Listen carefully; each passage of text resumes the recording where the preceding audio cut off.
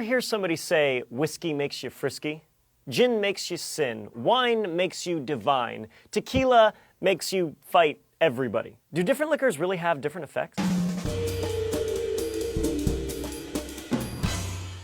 Hello, Julian here for D-News from YouTube Space LA. It's one of those long-standing facts everyone knows about alcohol. Different liquors make you act differently. Give someone a gin and tonic and you're in for a long night of red-faced, tear-fueled soul-searching. Give that same person tequila and they're Macho Man Randy Savage. Oh yeah. But is it, true?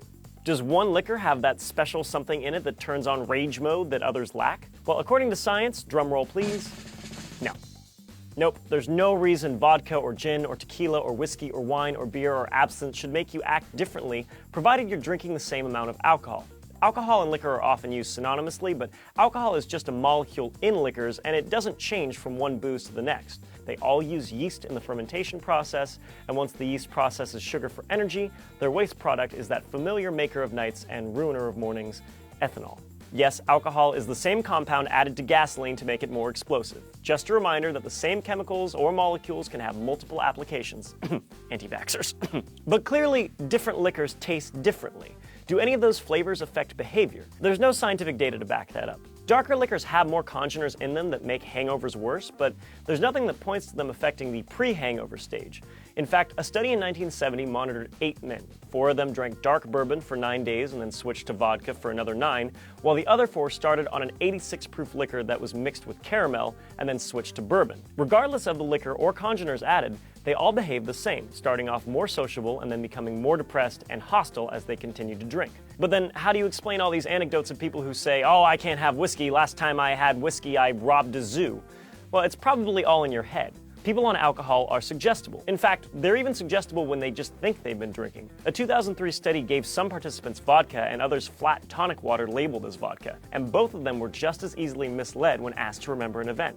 And yes, there was a control group who were told they drank flat tonic water. They did much better on the test. So really, the effect liquor has on you is linked to its reputation or situation. Tequila is claimed to make people rowdy, so when people drink it, they're probably looking to get rowdy, and then they, unsurprisingly, get rowdy.